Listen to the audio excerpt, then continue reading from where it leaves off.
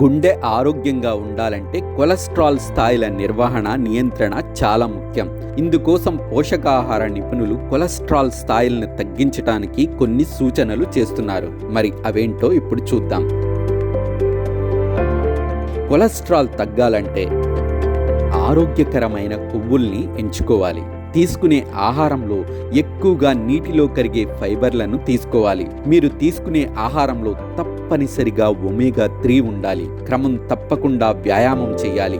బరువును బ్యాలెన్స్ చేస్తూ ఉండాలి. అంటే మీ బరువు కంట్రోల్లో ఉండాలి. ధూమపానం చెయ్యకూడదు. చిక్కుళ్ళు, బీన్స్, కాయధాన్యాలు, చిక్పీస్ వంటి ఆహారాలు కొలెస్ట్రాల్ సమస్యను తగ్గిస్తాయి. వీటిలో కరిగే ఫైబర్లు పుష్కలంగా ఉంటాయి. ఇది మీ జీర్ణ వ్యవస్థలో జెల్లు లాంటి పదార్థాన్ని ఏర్పరుస్తుంది.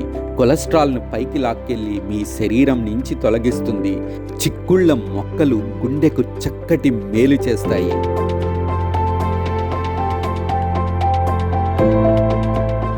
గింజలు, నట్స్, ముఖ్యంగా బాదం, మోనో అన్సాచురేటెడ్ కొవ్వులు, ఆల్ ఆర్జినైన్ నైట్రిక్ ఆక్సైడ్ ఉత్పత్తికి కీలకమైన అమైనో ఆమ్లం రక్తపోటు నియంత్రణలో సహాయపడతాయి.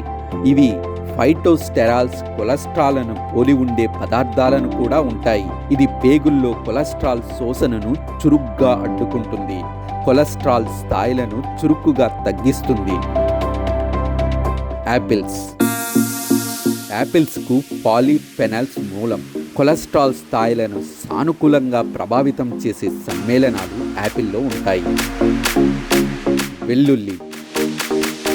వెల్లుల్లిలోని అల్లిసిన్ అనే సమ్మేళనం ప్రత్యేకమైన రుచిని అందించడమే కాకుండా మొత్తం కొలెస్ట్రాల్లో చెడు కొలెస్ట్రాల్ స్థాయిలను సమర్థవంతంగా తగ్గించి కొలెస్ట్రాల్ నిర్వహణలో కీలకమైన పాత్రను పోషిస్తుంది. తృణధాన్యాలు, ఓట్స్, బార్లీ, తృణధాన్యాలు బీటా గ్లూకన్ను అందిస్తాయి. ఇవి చెడు కొలెస్ట్రాల్ను తగ్గించడంలో ప్రముఖ పాత్ర పోషించే కరిగే ఫైబర్లను కలిగి ఉంటాయి.